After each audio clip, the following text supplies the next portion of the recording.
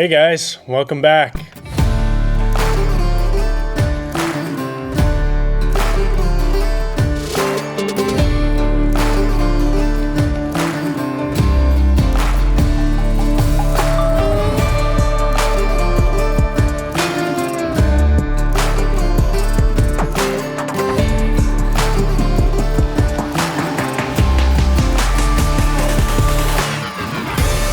Hope you all had a good new year and a happy holiday. There was a lot of movement in the metals here the last week, so let's get into it. Gold had a new high of $4,584, after which we sold off sharply and closed at $4,329.60 on the week. That's down $223.10 from a week ago and down $254 from the all-time high. Big movements on that gold. Those new highs set on Monday and then traded sideways and lower all the way through the rest of the week, or what little of it there was. Silver also made new highs, made a new all-time high of $82.67, after which the daily swings were plus or minus $7 to $8 every day until we closed the week at $71.01, which was down $6.18 from a week ago and over $10 off the all-time high. Did silver make its high for now? We don't know. It could still come back here after the holidays when we get through this holiday trade and things start to get back to a regular movement again.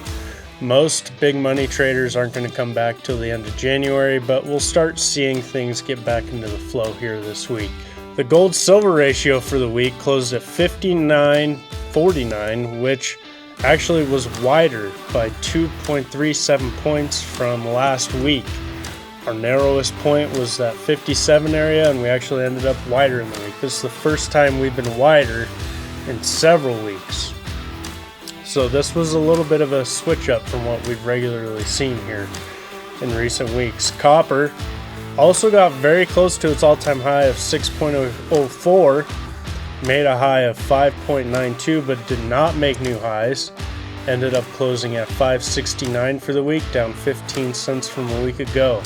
So all the metals, except for lead, which we're going to get to here in a minute, closed lower on the week. We made some really rambunctious highs, and then we ended up closing lower. That could be an indication that maybe the market wants to take a break for a minute, or it could have been just the holiday trade. We'll see and find out. Now, if you're looking to stack a little bit of metal, this pullback is the place to do it. This is a really good spot where we're $10 off the high on silver and a few $100s off the high on gold. So if you were going to add a little bit, because this is part of your monthly buying plan or weekly buying plan, this would be a really good spot to do it. Lead for the week closed at $19.89 . That's up $5.71 from a week ago. If you remember, a few weeks ago we found support in this lead, and if you look at the chart now, we're right in the middle of the price range on this lead of what it's been from the high to the lows, which is on the 52-week 1900 to 2141. So we're right in the middle of this area right now. We'll see if we're going to pull back or just keep trading sideways on this lead.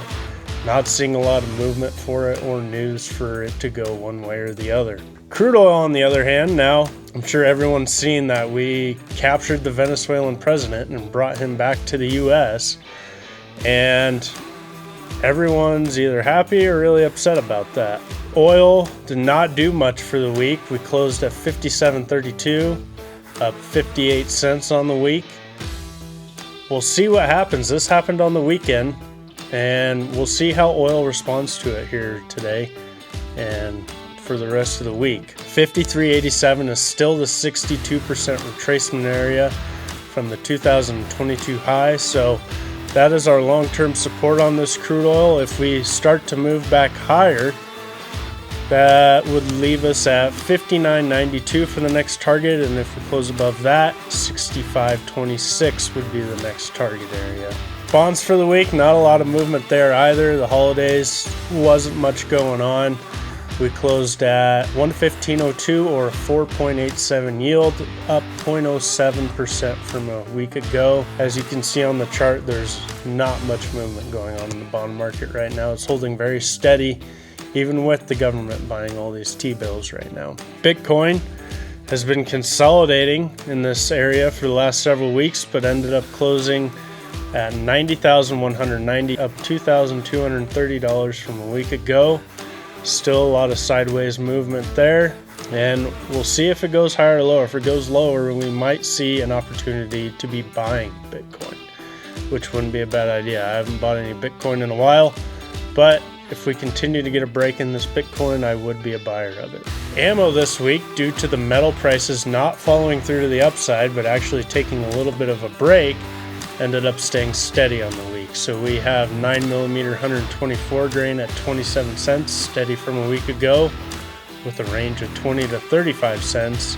And the 5.56 62 grain ammo closed at 48 cents, steady with a week ago, with a range of 40 to 65 cents. Remember, this is high quality ball ammo.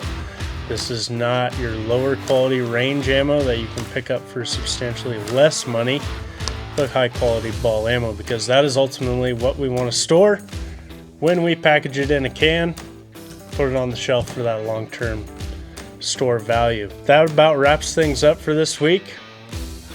Let's keep an eye on what goes on politically in Venezuela. And if you're looking to buy a few more metals, buy a few more. We'll see you next week.